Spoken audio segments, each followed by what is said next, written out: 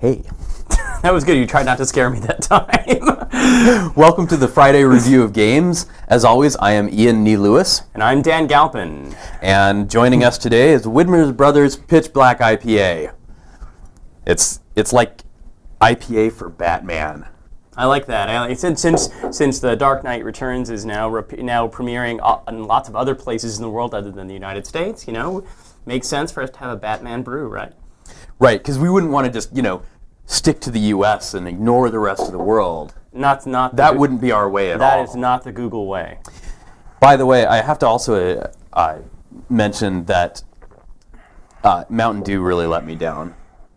They used to have Pitch Black Mountain Dew, which was black. Exactly. It was great. But then they did a Batman tie-in, and I guess they just figured they couldn't reuse it or whatever. Exactly. So what did they come up with? Dark Berry. I know. Wrong. It's like a bat suit with nipples on it. Exactly. Right? Mm-hmm. I know exactly what you're talking about. All right, let's get to the games. We are looking at tower defense games. And that means we have a lot of games to look at because there are a lot of fantastically good tower defense games on Google Play, and Ian has played almost all of them. But Dan has played them more recently because yesterday while he was playing games, I was celebrating my birthday. Yeah, absolutely. Happy birthday to Ian. And actually, I wanted to apologize to all of the Android Camp participants this year because while they were doing their final project presentations, I was playing video games in order to prepare for this show. So especially that one dude in the back that I never learned his name, but he said he watches our show. Hey, dude, how's it going? All right. All right. Yes, dude from Sri Lanka who goes to the University of Toronto. How does that sound? Is that close enough? All right. We can track him down. Watch out. That's right. Okay, so tower defense games, if you watched my review of Radiant Defense a couple weeks ago, you'll know that they're one of my favorite genres. I don't know why. I think it's partly the strategy. It's partly the fact that I can pick them up and put them down really easily. I don't need great reflexes for most tower defense games, which is good. Yeah, if you're drinking, for example, right? Or if you've ever seen my production of Ray Tomeyer's app review, you know that my reflexes are not the canniest in the world. Move to the tablet! Move to the tablet! Damn it! Yeah. So when we looked for tower defense games, I was hoping that I'd see some new ones. We actually saw a lot that we'd looked at before, but there were a couple that were brand new. I think that's very cool. And so what are we going to look at first? Well, let's get the junk out of the way first. Okay. Junk is. There were some nominations that we're going to go ahead and reject because they're not really tower defense games. Yeah, there's so many games that are specific in this genre that that to have a game that's really not a tower defense game but just has towers in it is definitely something that we don't need. So Cartoon Wars, for instance, which is a game not a tower defense game, but a game in which you defend a tower. By the way, and actually let's bring up something. Let's bring up the tablet. Yeah, here. Rayto, why don't you show us what's going on? So we don't currently have network. Hey, yeah, Rayto, can you show us the tablet, please? So so when you don't have a network, you can't play the game. And it just pops up a dialogue. That's and this unfortunate. Is so sad. There are a lot of games that do this if they require a network, and it's so jarring. And I'd like to be able. I don't think there's any strong reason why this game can't be played offline. But two, if you're going to do this, make it feel like it's actually part of the game, not like this giant error happened. This is just it's not a great user experience. So there are potentially things you might want to be able to see within the game. So I'm a little confused actually because I've played this game. It's not a bad game. It's not a tower defense game. It's more of a one-dimensional. I don't know what would you call these? Like there was the Army of Darkness, Gladiator. It's a different genre. It's a buy dudes and send them to the right game. It's sort of a resource management battlefield simulation almost. Right. It's like you have to. There is a strategy of but you're not placing towers. You're just sort of like and your guys card up. Anyway, the point I was trying to make without getting too long-winded is I played this game. I don't see any reason that it has to be connected to a network, and a lot of people don't have reliable network service. We don't because we're in the middle of the Android building where people feel completely free to just use all of the available airspace for random test projects that block our Wi-Fi. And you do have to realize when you have several thousand devices on the Wi-Fi in a building, it's going to stress things out. Now, I think actually this device has just lost Wi-Fi. I think due to probably some sort of issue. I don't know. It's in airplane mode. Ha! Never mind. Oh, well, there you go. But that brings to mind my other point, which is, hey, you know where I love to play games? On airplanes. On airplanes. Yeah. And it's true that not everybody travels as much as your typical Googler. We're good here. Yeah. Okay, but anyways, we're not going to look at Cartoon Wars because it's not a tower defense game. We wanted to mention that. I wanted to mention that I actually like playing games offline, so I do go and test that. And let's get into the actual tower defense games themselves. Now we're going to go pretty quickly through things we've looked at already. So why don't we start with one of the classics, Field Runners? Absolutely. Just to kind of display it. Now I'm not sure we have a title card for this one, right, Toe? We might not. So we're just gonna have to go to a non-title card equipped display. But there we are. And Field Runners is one of there's a couple of variations in the genre, and Field Runners is the variation where you get to where you have guys running from one side to the other, and you actually get to change their course by putting down towers. Right. It's an open field with a path defined by towers. Exactly. And the key strategy element is the characters will always take the shortest path from one side to the other. So your goal is to make their path long. And then just when you think you've gotten it's all taken care of, you'll realize that people actually will fly in the shortest path over and will ignore all of your defenses. So ultimately, you have to make some decisions whether you're going to continue to build towers in the most logical, crazy pattern, or whether you're going to build towers that will hit planes. Now let's contrast that with. By the way, let's contrast that with another tower defense game that's been quite popular. It's also a very good game, but it takes a completely different approach where everything is constrained. Both the location of the towers and the path that people are going to follow. Yeah. Now, this game is a beautiful game. Absolutely. And actually, it's interesting because this game involves levels that have a significant amount of craft in the levels, because the goal of the level is to provide a puzzle for which towers you place where, and they limit the number of options. And so in a sense, this game has a little more of a different kind of a variation. Like the design of the levels is actually more critical than the design of the individual elements. A lot of times they'll throw new players at you in order to change the game up a lot, and this one actually, or through new enemies. This game actually does both. It throws completely different levels and completely different enemies, and you have to use different strategies based upon the places you're actually allowed to place towers. But it's not as open-ended. And I agree. It's more of a puzzle type of atmosphere. It doesn't feel like I'm playing a strategy game. It feels like I'm trying to figure out what the correct combination is, and that can be its own set of fun. Now, Jelly Defense has a fairly typical user interface where you're dragging towers from some UX or UI area, in this case down in the corner, and then you're placing them on specific points on the map. Yeah, one of the things one of the UI changes, you have to collect these? You do have to collect them, yeah. One thing, and you see I just completely screwed this up, because the blue tower doesn't do anything against the red guys.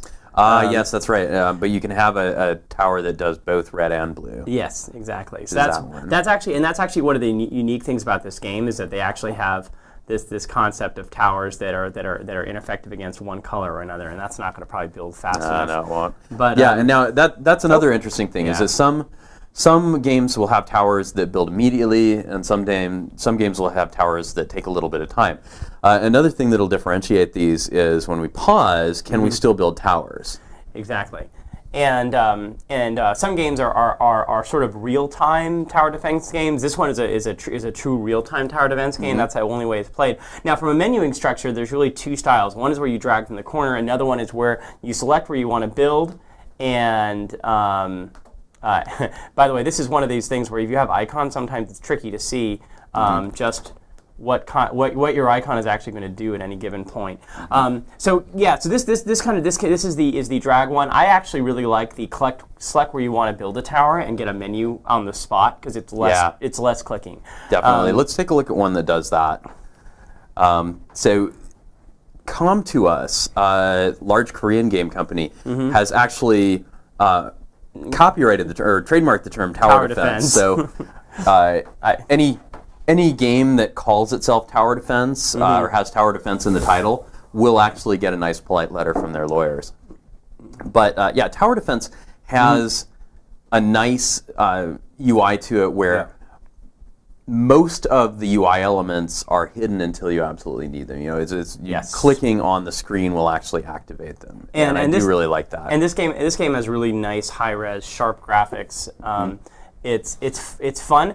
The only thing about this particular game is this is another one. This is a fixed path tower defense game.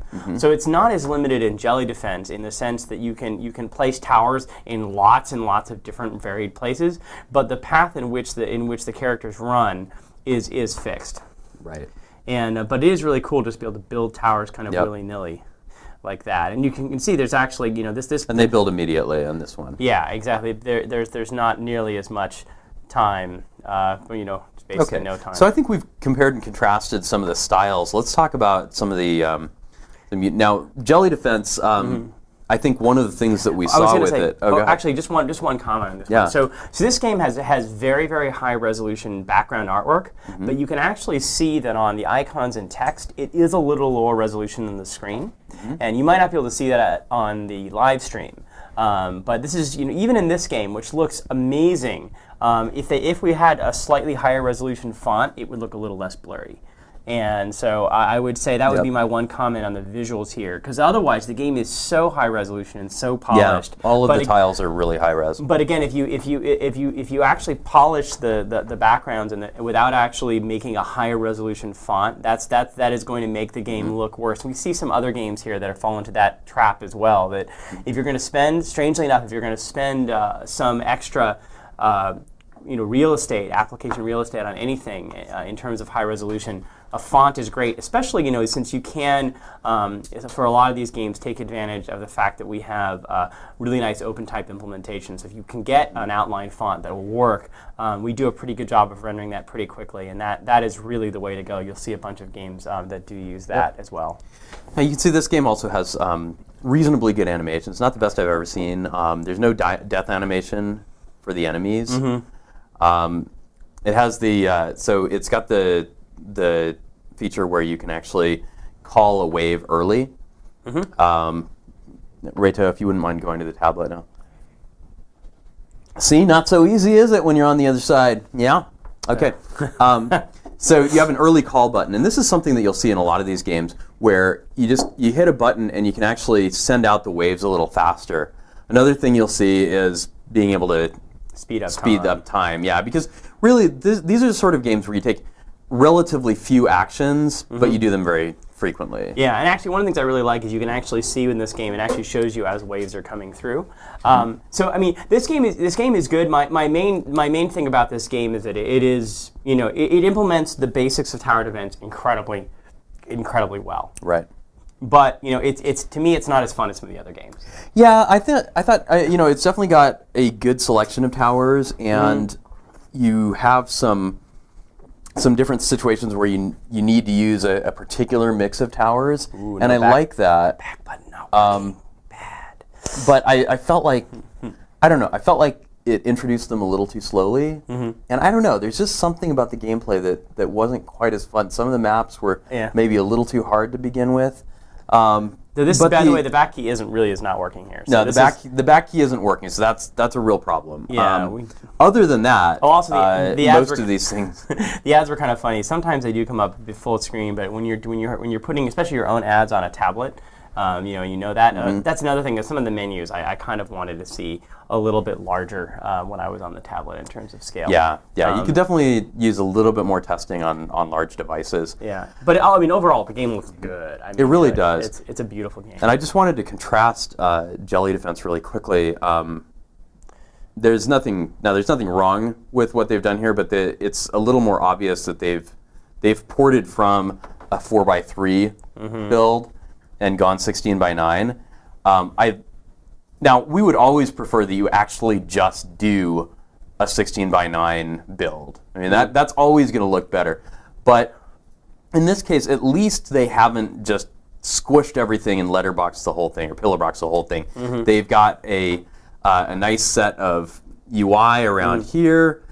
It's got little trails that follow my finger. That's so sweet. Yeah, I mean, this game is really a work of art. It really is nice. Yeah. I really do wish though that it just honestly, all they need is a little bit of extra graphic on the side that's not interacted and actually interacting with, and it would be just so beautiful and so perfect. That really is all you need. Just fill those out. And and again, that's something that if you design at the beginning, it's very easy. If you come into it, we're like, all of a sudden we need lots and lots of new art. That's hard. So, but I really would love to see that for this game. That would be the thing that takes it over the top, and as far as I'm concerned. Yeah. As I said, from a it's a little bit of a preference what style of tower defense game you prefer. I think for people who haven't done a lot of these games, this is actually really nice. This is a great entry-level tower defense. Really, absolutely. And look at the animation. Look at the care they've done with all of the transitions are perfect. All of the just all of the gameplay. It has these really nice look and feel to it, where everything's moving and everything's believable. Everything looks 3D, and the graphical style is brilliant. And I think actually everything. I think a lot of the elements may actually be 3D. They certainly do have a giant 3D. If we go back to the menu here. I don't want to restart the level. I want to go. This is actually, by the way, one of my complaints is this is how you get to the menu. The level selector is that other thing, which doesn't really look like anything. Right. Well, it looks like one of those. It looks like one of those dudes, which it doesn't look like it means this, but actually this is the level selector here, which is a nice. Oh, it kind of looks like that guy. It kind of looks like that guy, yeah. And this is a nice 3D element and is cool. And you see we're in this incredibly cool space display. So again, and actually if we didn't have HDMI connected, you would see that it's actually even running a little more smoothly than it looks here. So right, the HDMI removes 10 pounds. I mean. FPS. Yeah, it does. It does hurt the frame rate a little, but yeah. So this is a beautifully done game. Absolutely. It's got feet. All right, let's so cute. Let's go back. Let's go look at another one. Do we want to cover something a little different? Well, why don't we take a look at Sentinel-3? Sentinel-3 or the space station? Which one? Let's start with Sentinel-3 because I want to kind of contrast the space station. So Sentinel-3, when I was on parental leave last year, I spent almost every waking moment that I could playing Sentinel-3. I love this game. There's a couple things that I really loved about it. The first is it is a fixed path tower defense game, but there are multiple paths that enemies will come down. But its more interesting feature is that it has an avatar system where, in addition to building towers, you also control this guy in a suit of mecha armor that has special powers, special abilities. Yeah, it's awesome, and on it adds a really great twist. The art style is beautiful. I mean, this is just reminds me of a lot of StarCraft or something like that. It's really well done. This is a gorgeous game. Especially if you download the HD pack. Yes, I downloaded the HD pack. So that's the other thing I was going to say. What's also nice about this game is that it actually comes with an SD pack that runs pretty much everywhere. And then with just a little bit of, you actually play some towers here, so we don't die. Now this again is the drag and drop method of tower, and I'm not a big fan. There's a few things about this interface that make it a little bit difficult. I think that first, the fact that you have to drag and drop is annoying, but fine. The fact, though, that the UI actually sits over areas of the map that, not in this map, but in other maps, are actually playable. So you see like the pause and the fast forward button here, those will actually cover areas of the map where you have to place towers. And to me that's unacceptable because it means that I have to do a lot of map navigation that's just in for the sole purpose of keeping the UI from getting in my way. So going with the philosophy that you should always be fighting the enemies in the game and not fighting the UI, I think this one fails just a little bit. Now we actually talked to the developers about that, and they were looking into some ways to fix it. They certainly helped some. I think there used to be a big open feint button here, which, and nothing against open feint. The problem though was that if you press that button, it would start an open faint cycle that took about 20 seconds and you couldn't get out of it. Yeah, And it's very, very easy to press those by accident, because you can see if I wanted to, place a tower up here, well, what am I trying to do there? Am I trying to click the tower, place the tower, or click the settings? What's it going to decide? It decided both, actually. Did you place a tower too? Yes, it did. Yeah, there's a tower there. See? Now I'll show you, because you have to zoom in. There it is. Oh, yeah. And see if I want to upgrade the tower. Now, they upgrade by you click on the tower and hit the upgrade button. But you can see that tower is almost impossible to upgrade without doing a zoom and a manipulation. So it's one of those things where, and if they just limited the playable areas a little bit. Now, it does help that there's only 2 buttons, but actually, to be honest, there's no need. I would actually say that you could actually, the fast forward button is nice to have. I mean, that's have there. Whether you need both is a question. Well, no. So the fast forward button is fine. The pause button is actually really important, because in this game, you want to be able to pause but put it in an area where you're not going to have a lot of gameplay. One of the major problems with this game is that there are maps where the first choke point is underneath one of these buttons. So all of the initial action is confined to just a corner of the screen. And if you're just in a corner of the screen and there's buttons in the way, it can be immensely frustrating. Absolutely. So there's a couple of other things that are interesting. So you've got the avatar. You've also got these gates that he defends. You get bonus points if the gates don't fall, but the level doesn't end if the gate falls. So you actually have several different things that you're defending, and not just your ultimate base. You also have the ability to collect resources in later levels, although I felt that was balanced a little poorly, because I could never get to the point where resource collection was actually paying for itself. Also, one thing that's interesting is that it is by placing towers, in this case, close to my main sentinel, that actually makes them more powerful. That's what that little circle there means. Right, and as your sentinel gains levels, that circle actually gets bigger. So you have this thing, and of course that affects your strategy later on when there's multiple gates that enemies could be coming through, because what you'll do is you'll send your sentinel over to one gate, and then another one starts getting attacked, so you jump over there, and you really need to pay attention to where that guy is. Yeah, it adds a lot of RPG. There's RPG elements in these kind of games are cool, and I think that's this game. So this game matches it up a little, even though at its basis it is what we call a fixed path, which is one of the simpler kinds of these games. And I'm actually kind of sad, because one of the games that I played a lot was Guns and Glory. And that's a very similar kind of that's a fixed path game. It's a fixed path game as well, and so I was kind of sad that it didn't get nominated. But why didn't you nominate it? Well, I should have, but I was there were so many nominations already that were good. I decided we'd just stick with the ones that we had. That's a good point. And by the way, thank you very much. We were really excited to see so many nominations in this category. It's really exciting when we can find games that we haven't seen before, and we feel like we're really unearthing some diamonds in the rough by getting you guys involved. So we really appreciate that. With that in mind, why don't we take a look at one of the games that we haven't seen before? Yeah. All right. So there's a couple of interesting ones here, and what we've looked at on the show versus what we've looked at elsewhere. Why don't you pick one of these, since I know that I've looked at all of them. Well, do you have the Knights?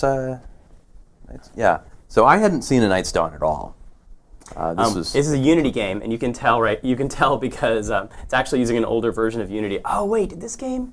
Did I ever? Oh no. This game might actually crash. I can't remember whether I got this game to work now that I'm thinking about it. Oh, okay. So yeah. So we'll totally take a look at that later. We'll take a look at that later. That was the one game that I hadn't had a chance to look at. Because wow, I sure can pick them. How about Myth Defense? But yeah, the fact that it had that Unity splash screen means they're using a really, really old version of Unity. So right, so they need to update. They do need to update that. So this is pretty. Myth Defense is beautiful. Actually, I was really glad to see that. Do we have a title card for this one or not? Yeah, this is one of the ones that's beyond the first 10. I think we had title cards for the first 10, so we should probably spend very little time on this. Yeah, exactly.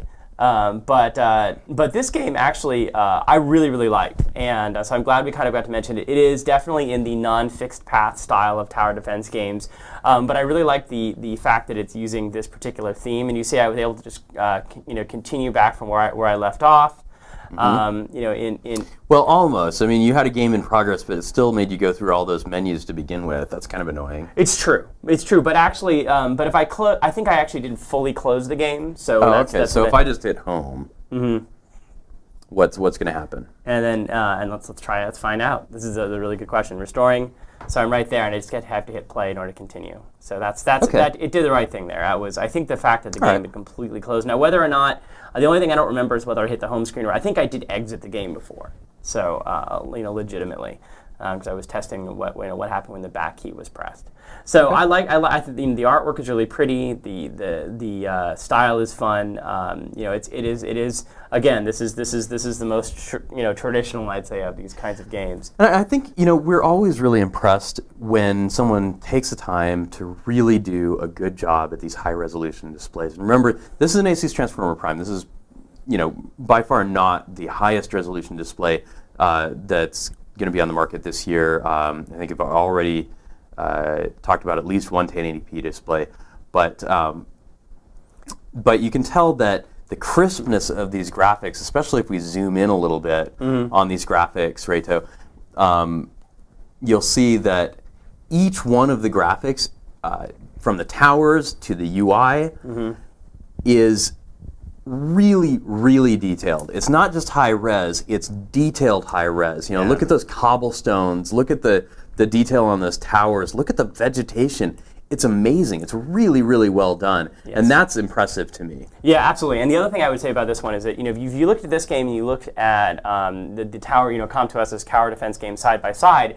if you look at the tiles in the backgrounds, they look relatively similarly detailed. But if you look at the fonts here are really sharp and really high res, and that makes a huge difference. They're also rendered in a style that looks semi 3D, and it just adds just like a bit of a drop shadow to it. A little bit of a drop shadow, and they've also got a little bit of a gradient on them, and it looks really pro. I mean, they did a really nice job with this. So again, I haven't played the game long enough to be able to give a full in-depth review, but I like what I've seen so far. And you can see, by the way, that this is not a full 16:9 playing surface. It's not 4:3 either, so it's interesting. I'm not sure where that came from, or maybe it was 4:3 and they've just chosen to do it this way, right? Can you zoom? No. Okay, so that's interesting. So what you can see is they've done a little bit of fill on the edges, and by doing a tiny bit of fill on the edges, they've made something that I think actually works on both a 4:3 and a 16:9. Just as easily, and it looks great. It looks intentional on both resolutions instead of looking like it's been ported from one or the other. Exactly, and what they did, putting this little border on the side here in order to get some additional real estate, makes a huge difference rather than having black bars. So sometimes it's even a little thing like that makes a huge difference. And again, notice that the borders are not just borders. They've also moved the UI into those areas, so it's not wasted space. Absolutely. Which is great, because the more UI on the playing field, the more irritating the game will get, honestly. Yeah. I mean, it's great to be able to get that stuff out of the way, and they really do a good job with that. So yeah, in general, this is a model. If you don't actually want to go deeper and create, it would be nicer if they extended this border all the way out and it didn't look like there was this hard ledge here on the sides. But if you can't do that, this is the next best thing. And it's honestly, it really makes a huge difference. It may not seem like it, but if we just saw black bars here, it would feel wrong. It would feel like we were watching an experience that was just less. It would. Yeah, and if you've got a solid color, that's even worse. And this is something that developers should understand, that this year, Google is, as you can see with the launch of the Nexus 7, very, very serious about Android tablets. And so we've talked to the Play team, and they've said to us many times that they are going to stop, as much as possible, stop featuring games that don't have good tablet support.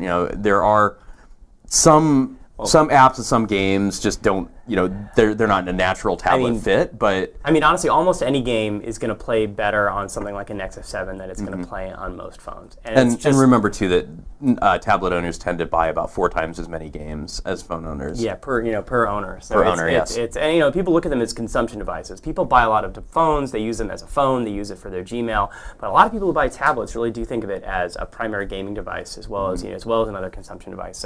So yeah, if you're doing another bubble breaker that's just gonna help somebody to waste time while they're waiting for the bus, maybe you can get by with this phone version. But if you're doing a great detailed game like this, you should absolutely be planning for Android tablets of all shapes and sizes. So speaking of tablets, let's go to a completely different kind of game. This is Orc Genocide. Oh, nice. Ooh, and you can actually play this head-to-head over a LAN, and it is portrait.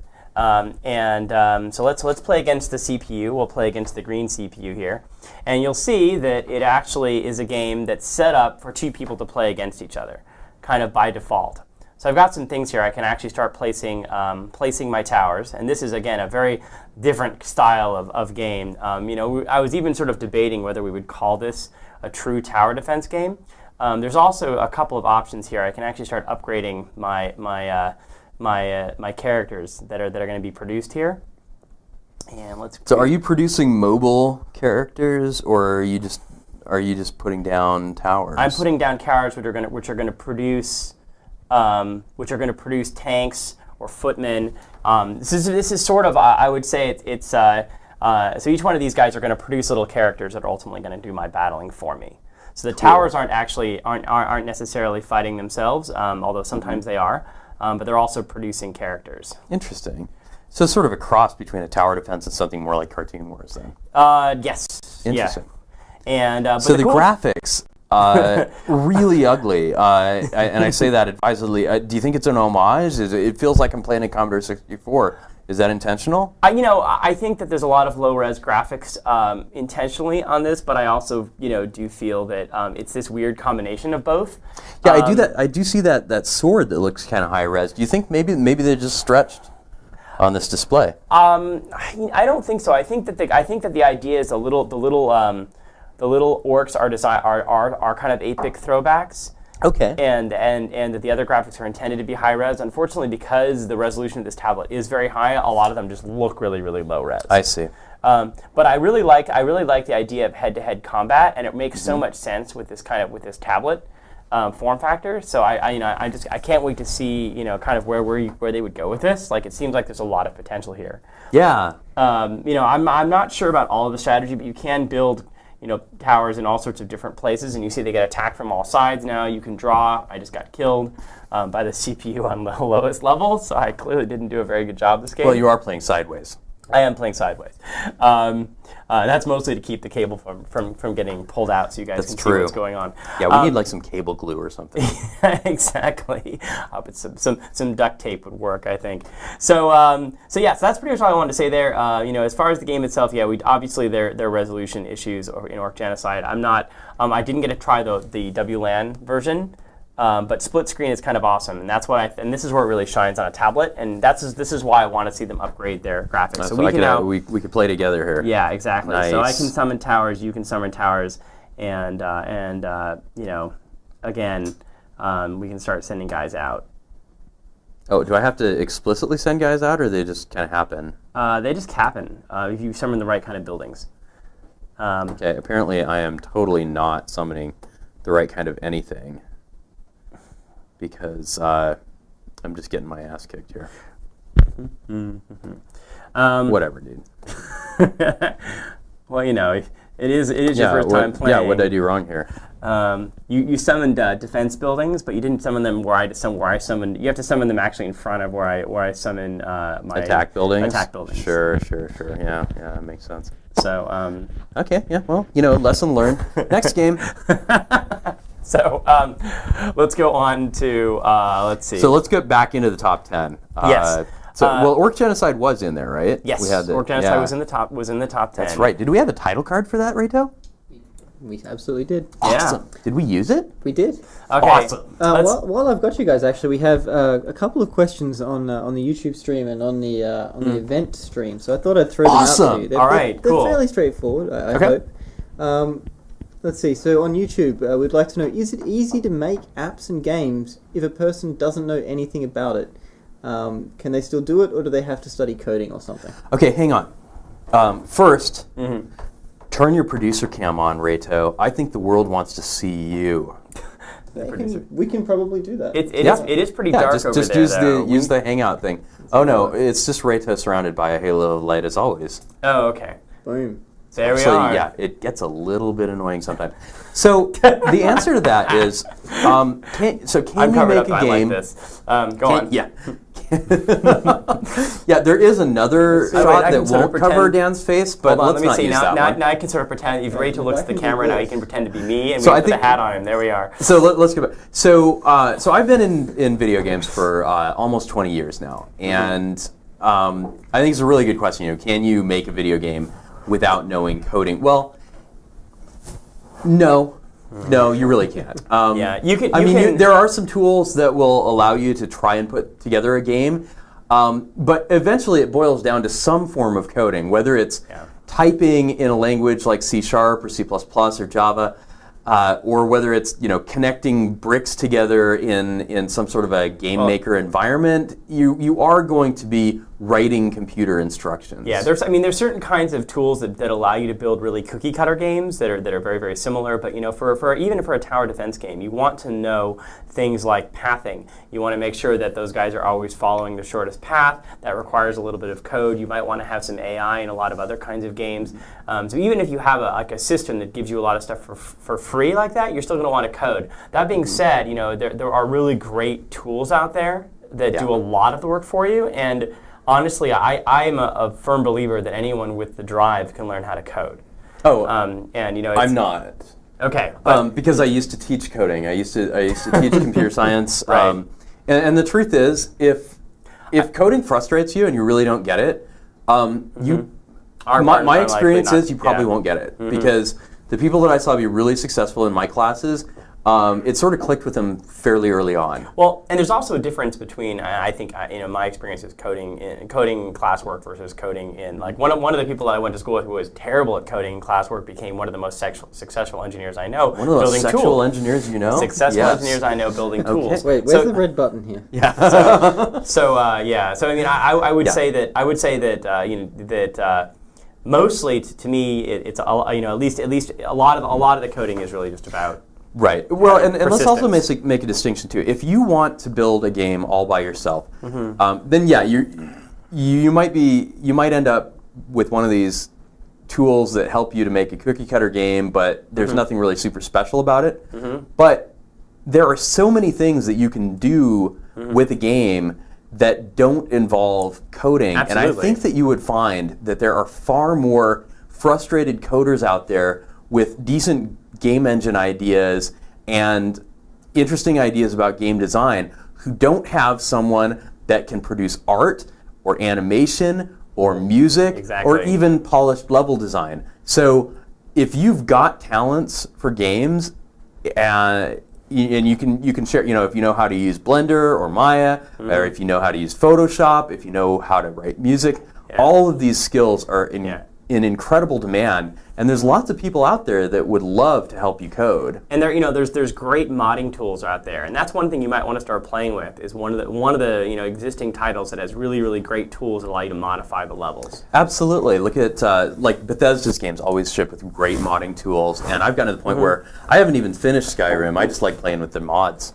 Absolutely, there's some incredible, and it really enriches and enhances the games. Well, we have a lot of games to get through here. So do we have other live questions? Another question that's There was one more question, which is you mentioned the Play Team reviews several times in your shows, and they're curious to know: is there a way to figure out if your app has already been reviewed? It would be nice to have this info, even if the app is ultimately rejected and no specific reason was given. That's a good question. We have that data, and if you ping us, we can tell you.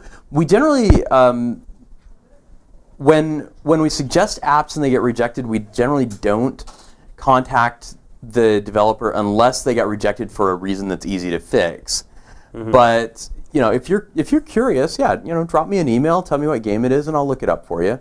And we might consider making that information public. But as with all internal information, making it public involves jumping through a lot of hoops. Yeah, I think it's a really interesting thing. I think the best thing is to really give feedback, and so I think that if a game is rejected because it's just never going to be featured, it's not very useful. If a game is rejected because it has this or this wrong with it, then the developer is contacted.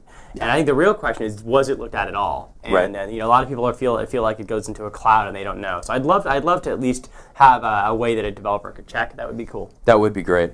Okay, so let's look at a couple. So why don't we take a look at Space Station now? Oh yeah, this is a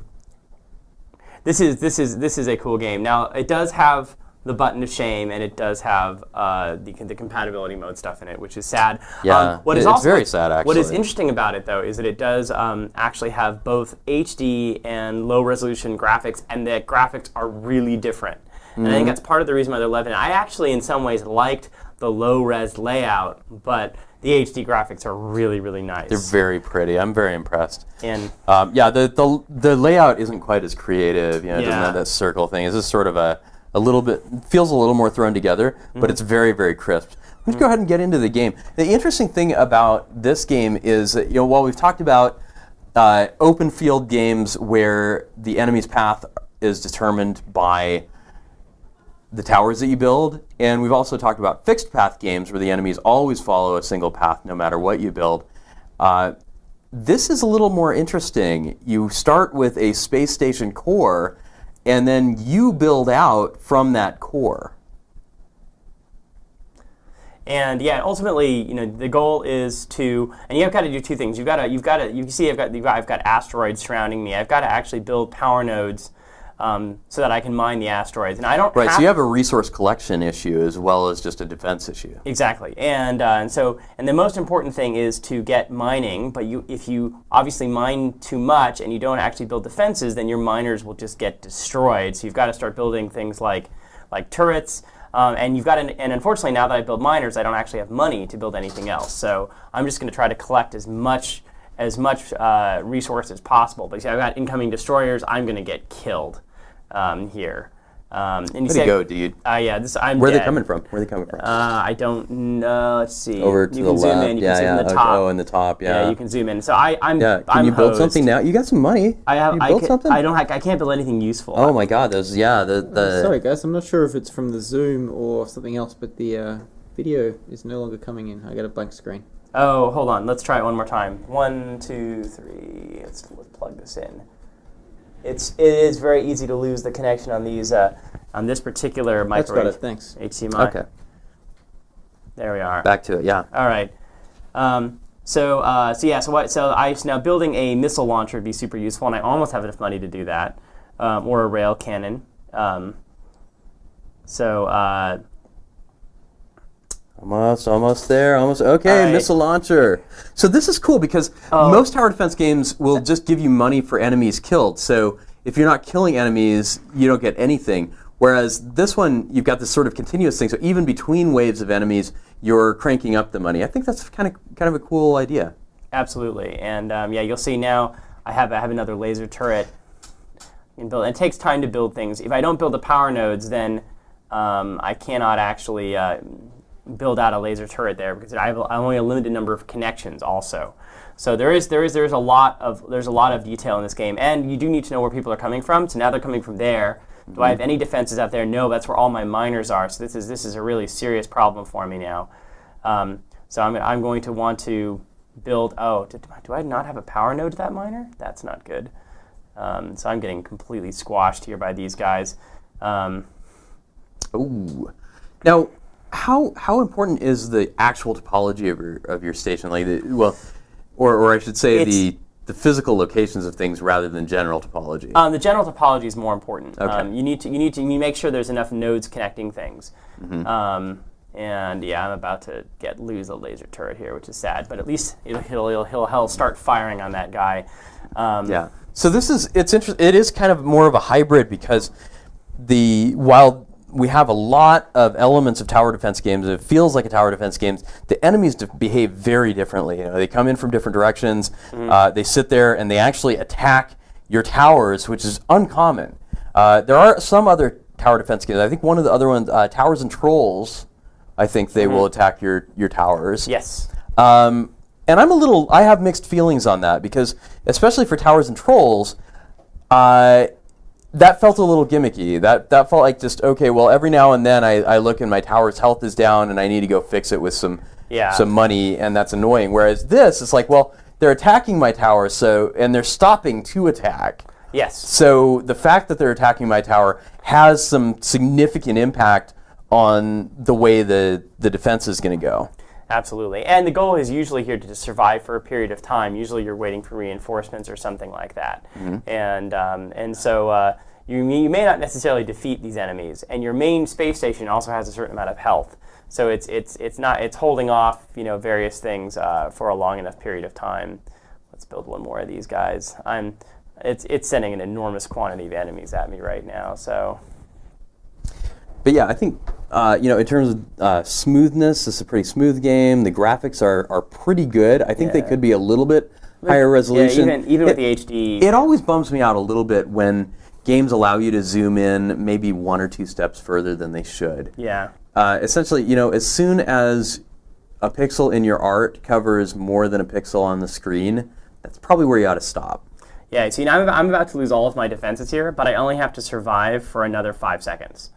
Oh, there you go. So I may actually make it despite everything. You are, yeah. Yeah, you see. Victory! So even though I got completely obliterated, I still actually made it to the level.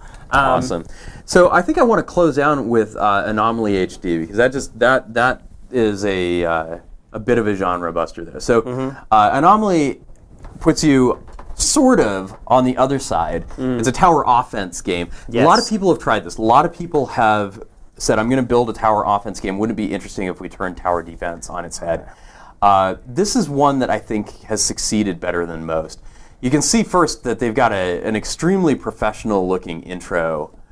Really reminds me of like a desktop video game or a console game. The UI is very crisp. The gameplay is very interesting. I wouldn't say they've nailed it. I wouldn't say I feel like this is really the reverse of a tower defense game. But it is beautiful. Yeah, it's a beautiful game and it's a lot of fun. Essentially what you do is you have a convoy of enemies, essentially, that are going to attack towers or try to get through towers. Oh, advanced difficulty. Oh, yeah. Feeling frisky today, are we? Absolutely. All right, then. I'm wearing the Android hat. I've got the Android Jesus look going. So excellent. Yeah, exactly. Or Android Santa. Android Santa, something like that. So, all right. So, and I actually haven't played it on this tablet, so this is the first time it's run here. So my apologies. You're getting to see all of the starting That's cool. of the game. But notice how crisp and smooth all of that is. Exactly. It's really well done. And again, I think again, even here, I can zoom in and out. I can pan around. It's so I'm now playing again. My goal is I can change my route here, however I want to get to the target. So I can go like that if I want to. Obviously, that's not going to help me.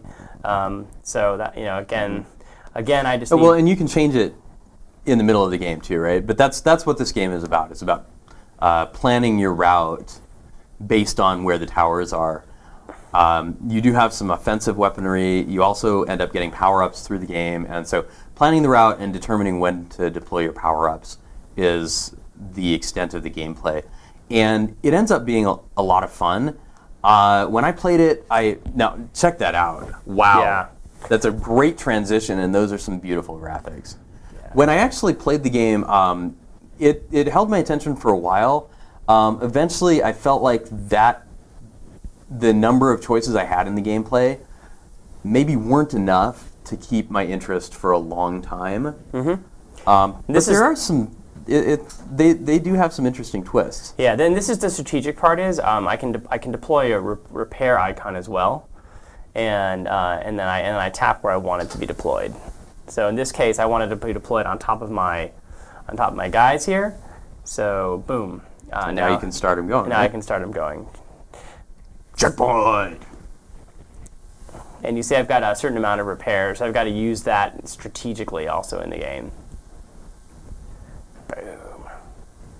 Look at that. They've got some smoke. They've got shadows. Yeah, there's all sorts of great stuff going on here.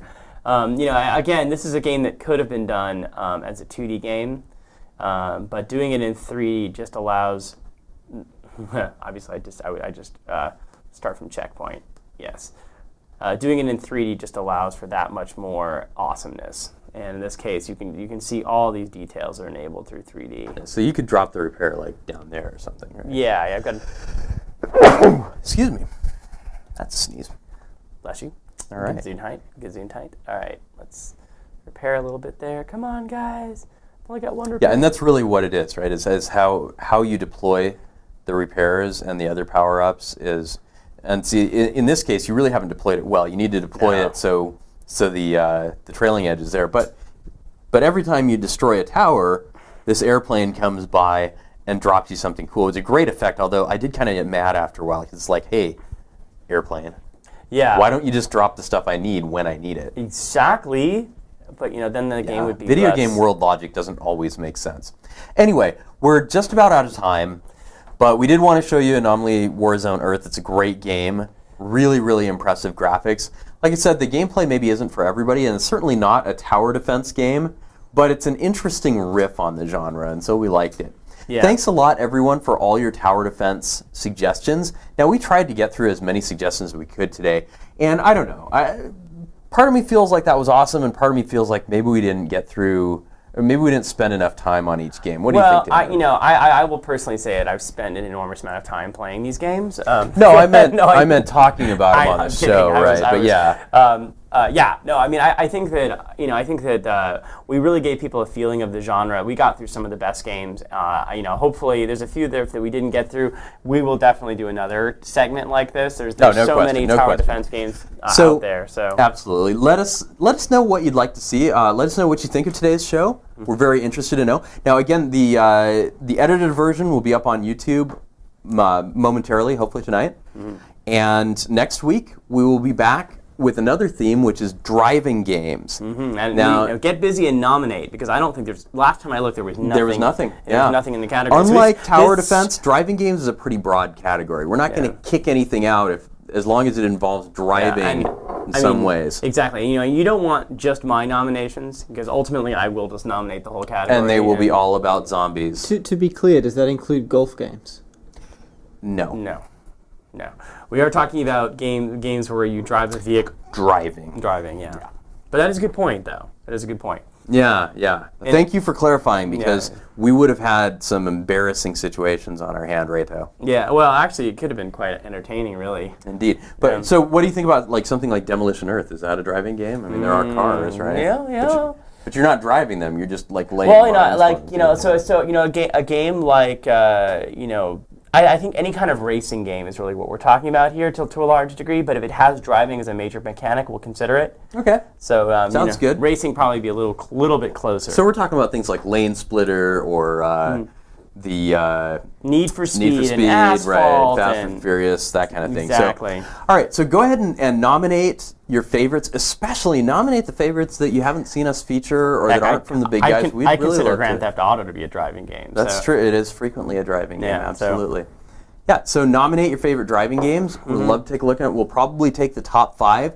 We might drop a couple of them out if it's something that Google Play has featured in the past or has given a lot of promotion to, because the intent of this show is to find the stuff that really hasn't been looked at as much.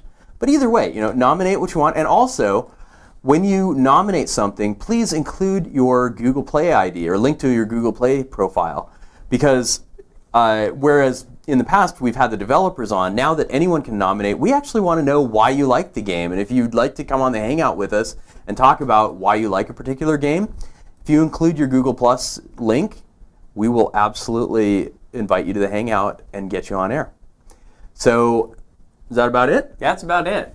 All right. We'll see you next week when we talk about driving games. Thanks for joining us.